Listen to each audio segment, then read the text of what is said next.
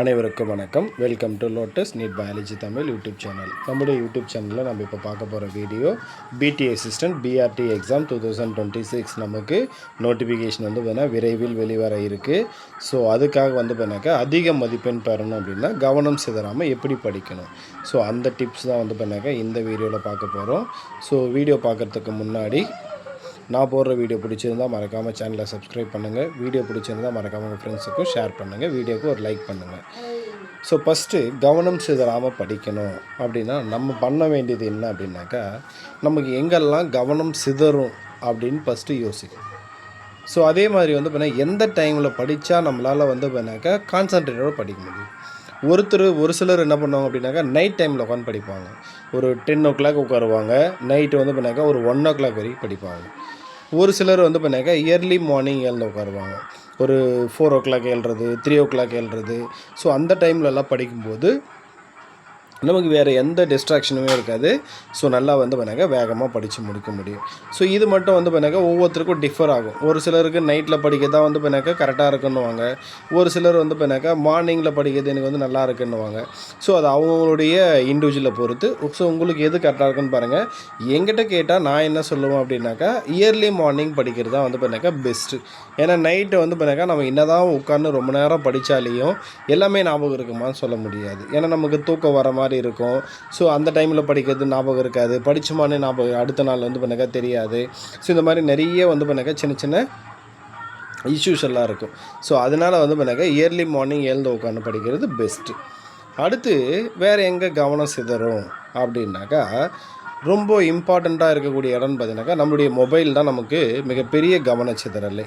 So நம்முடைய மொபைலில் என்ன பண்ணணும், நம்முடைய மொபைல் தான் மிகப்பெரிய கவனச்சிதறலே. ஸோ அப்போ அந்த மொபைலில் என்ன பண்ணணும், ஸோ ஃபஸ்ட்டு வந்து பண்ணாக்கா நம்ம படிக்க ஸ்டார்ட் பண்ணும்போது நீங்கள் எவ்வளோ நேரம்னா படிக்க ஸ்டார்ட் பண்ணும்போது அந்த மொபைலை வந்து பண்ணாக்கா சைலண்ட்டில் போடுங்க.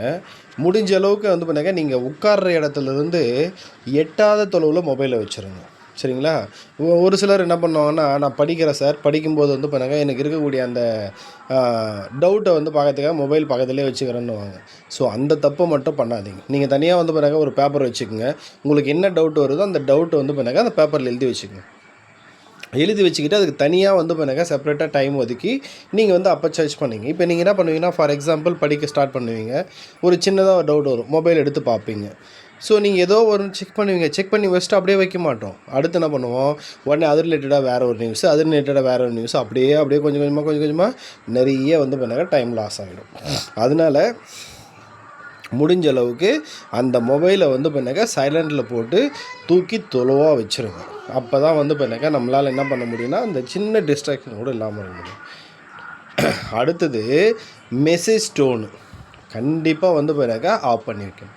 மெசேஜ் டோனு ஆஃப் பண்ணி வைக்கணும். அதில் எந்த மாற்றமும் கிடையாது. ஏன்னா மெசேஜ் டோன் வந்து பண்ண சைலண்டில் போட்டால் மெசேஜ் டோன் கேட்காது. ஒரு சிலர் என்ன பண்ணுவாங்க, எனக்கு இம்பார்ட்டன்ட் கால் வரும், ஸோ வீட்டிலேருந்து ஃபோன் வரும், இந்த மாதிரி ஏதோ ஃப்ரெண்டு ஃபோன் பண்ணுவாங்க, இல்லை வந்து சார் யாரோ ஃபோன் பண்ணுவாங்க, இல்லை ஸ்கூல்லேருந்து ஒர்க் பண்ணுறவங்களா இருந்தால் ஸ்கூல்லேருந்து ஃபோன் வரும். ஸோ அதனால் கண்டிப்பாக வந்து ஜென்ரலாக தான் வைக்கணுன்னும் போது நீங்கள் வந்து பண்ணாக்கா ஜென்ரலாக இருக்கக்கூடிய அந்த WhatsApp message tone, general message tone இது எல்லாத்தையும் வந்து பண்ணால் ஆஃப் பண்ணி வைக்கிறது மூலிமா நம்முடைய டைம் வேஸ்ட் ஆகாமல் இருக்கும். ஸோ ஜஸ்ட் வந்து பார்த்தீங்கன்னா ஒரு டோன் வரும், மெசேஜ் டோன் வரும், உடனே அந்த மெசேஜ் என்னென்னு எடுத்து பார்ப்போம், உடனே அவங்களுக்கு ஃபோன் பண்ணணும்னு தோணும்.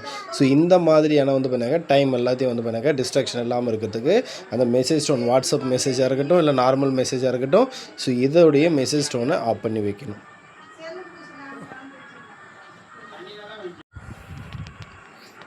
அடுத்து ரொம்ப இம்பார்ட்டண்ட்டு, ஸோ நம்ம படிக்கிற அந்த டைமை வந்து பண்ணாக்கா ஸ்ப்ளிட் பண்ணணும். அப்போ தான் வந்து பண்ணாக்கா நம்ம கவனிச்சது இல்லாமல் இருக்கும். ஃபார் எக்ஸாம்பிள் வந்து பண்ணால் ஒரு சிலர் என்ன பண்ணுவாங்கன்னா, நான் படிக்கிறேன் அப்படின்ற பேரில் ஒரு யூனிட்டை எடுத்து படிப்பாங்க.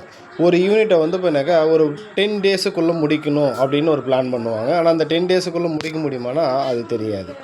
ஸோ அந்த மெத்தடை ஃபாலோ பண்ணுறதுக்கு பதிலாக நான் என்ன சொல்கிறேன் அப்படின்னா, நீங்கள் வந்து இப்போ ஒரு யூனிட் தான் எடுக்கிறீங்க, அந்த யூனிட்டை 10 daysல் தான் முடிக்கணும். அதில் எந்த மாற்றமும் கிடையாது. அதில் தான் நான் எதுவும் சேஞ்சே சொல்லலை. ஆனால் அந்த ஒரு யூனிட்டை நீங்கள் என்ன பண்ணுங்கள், டாபிக் வைஸு ஸ்ப்ளிட் பண்ணுங்கள். இப்போ ஃபார் எக்ஸாம்பிள் வந்து பண்ணாக்கா ஒரு 10 பேஜ் நீங்கள் படிக்கிறதுக்கு அப்படியே படிச்சிங்கன்னு வச்சிங்களேன், ரொம்ப கஷ்டமாக இருக்கிற மாதிரி இருக்குது. என்னடா இவ்வளோ இருக்குது இன்னும். ஆனால் அந்த 10 பேஜை வந்து பண்ணாக்கா ஒரு 10 சின்ன சின்ன டாப்பிக்காவோ, இல்லை வந்து பண்ணாக்கா ஒரு 15 to 20 டாப்பிக்காவோ தனித்தனியாக நீங்கள் ஸ்ப்ளிட் பண்ணும்போது அதே 10 பேஜ் தான். ஆனால் 15 to 20 டாபிக்ஸ் வரும்போது என்ன ஆகும்னா நீங்கள் ஒவ்வொரு டாப்பிக்காக படிக்கலாம். அப்போ ஒவ்வொரு டாப்பிக்காக படிக்கும்போது உங்களால் என்ன பண்ண முடியும்னா வேகமாகவும் படிக்க முடியும், அதை வந்து பிறகு படித்ததை ஈஸியாக ரிமெம்பர் பண்ணவும் முடியும். அதுக்கு உங்களுக்கு வந்து பிறகு இது ரொம்ப ஹெல்ப்ஃபுல்லாக இருக்கும். அடுத்தது இந்த 30 மினிட்ஸ் ஷெட்யூல்னு ஒன்று இருக்கும், சரிங்களா? 30 மினிட்ஸ் ஷெட்யூல்.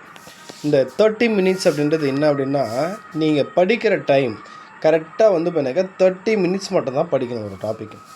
இப்போ ஒரு 30 மினிட்ஸ் படித்து முடிச்சிடுறீங்க, எவ்வளோ படித்தாலும் சரி, ஒரு டாபிக் படித்தாலும் சரி, இல்லை 30 மினிட்ஸ் டைம் அவ்வளோதான். அந்த 30 மினிட்ஸுக்குள்ளே நீங்கள் என்ன படிக்கிறீங்களோ படித்து முடிச்சுட்டு ஒரு 5 மினிட்ஸ் கேப், நீங்கள் படிக்க தேவையில்ல, மொபைல் பார்க்க தேவையில்ல, எதையுமே பண்ண தேவையில்ல, ஜஸ்ட்டு ரிலாக்ஸாக உட்காடுறீங்க. 5 மினிட்ஸ் ரிலாக்ஸ் ஆன உடனே என்ன பண்ணுறீங்கன்னா, ஃபஸ்ட்டு 30 மினிட்ஸ் படிச்சிங்க இல்லையா, இதை வந்து பண்ணாக்க தரோவாக ஒரு முறை இன்னொரு முறை ரீகால் பண்ணுங்கள். இப்போ அடுத்த 30 மினிட்ஸ் படிங்க, திரும்ப ஒரு 5 மினிட்ஸ் ரிலாக்ஸ். அப்போது 30 மினிட்ஸ் ஒரு 5 மினிட்ஸ் ரிலாக்ஸ் விடும்போது என்ன ஆகுன்னா உங்கள் மைண்டு எப்போவுமே ஃப்ரெஷ்ஷாக இருக்கும். ஸோ நிறைய விஷயத்த படிக்க முடியும், நிறைய விஷயத்த உங்கள் மைண்டு வந்து பண்ணாக்கா ஸ்டோர் பண்ணி வைக்க முடியும். ஸோ உங்களால் வந்து பண்ணாக்கா ஈஸியாக வந்து பண்ணாக்கா நீங்கள் எவ்வளோ மார்க் ஸ்கோர் பண்ணணும்னு நினைக்கிறீங்களோ அவ்வளோ மார்க்கையும் ஸ்கோர் பண்ண முடியும். ஸோ இதுதான் வந்து பண்ணாக்கா எனக்கு தெரிஞ்சு உங்களுடைய கவனம் சிதறாமல் படிச்சிங்க அப்படின்னா அதிக மார்க் வாங்கிறதுக்கான மெத்தடு. வேறு ஏதாவது உங்களுக்கு தெரிஞ்ச மெத்தட் இருந்தாலையும் அதையும் ஃபாலோ பண்ணுங்கள். நம்மளுடைய ஒரே எய்ம் அதிகமாக மார்க் வாங்கணும், போஸ்டிங் வாங்கணும். இது மட்டும்தான் வேலை. நன்றி, வணக்கம்.